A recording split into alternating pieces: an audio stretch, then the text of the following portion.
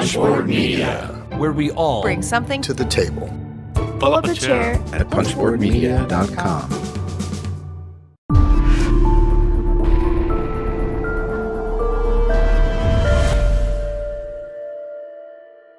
So back here with more Origins 2019 stuff. We're here at Kosmos and Thames, and what do we have going on here? Well, we've got a bunch of new things coming out, and what I'm holding in my hands, this is what's just barely released. This is Exit the Catacombs of Horror, and I have the other game here to just show you the size comparison. This is a 2-part adventure, so it's going to take you twice as long, and it took me over 4 hours to do the whole thing, and it's really hard. So you got to kind of know your flavor there. If you liked some of the more difficult ones, like the Forbidden Castle, you got to check this one out. It's really good. It is brutal, though. It's mean. Yeah. So that's what I'm holding right now, okay, which I'm really excited about. But in the same line of the exit games, we have the adventure games coming out. Okay.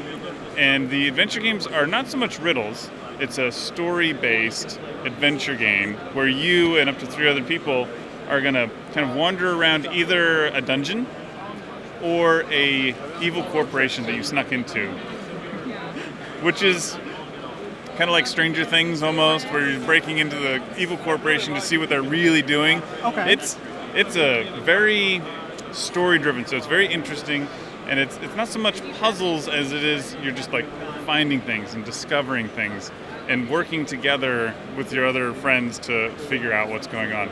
It's a fantastic game. I just played the playtest, and I am just like head over heels. So much fun.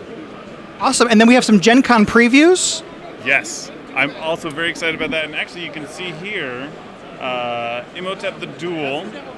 Now, Imhotep came out 3 years ago now, which is crazy, because it feels like it's a really old game, but it's not. And this is brand new.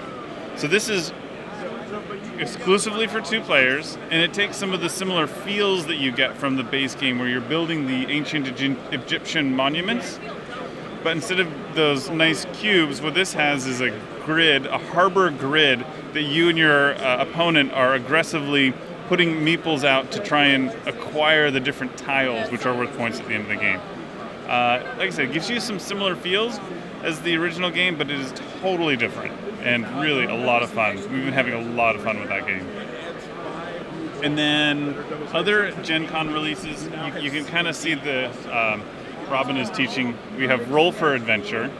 This one's cool. It's a co-op dice chucking game where you're trying to protect the 4 realms. You can kind of see them there, the gray, green, blue, and brown. You're protecting the 4 realms from the Shadow Master, and he's kind of trying to destroy the land, and you as the heroes are protecting it with dice, like all heroes. The cool thing about it is it's cooperative and it's fast, and it's just a blast. Yeah.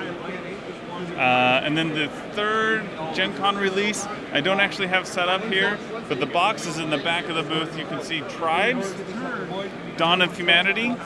That is a civ building game that plays in about an hour, which is crazy. It's so streamlined and so smooth. You really like teach it and play it in less than an hour and a half, no problem. And it's great. It's got everything you want in a civ building game, but nothing more. It's just very nice and quick.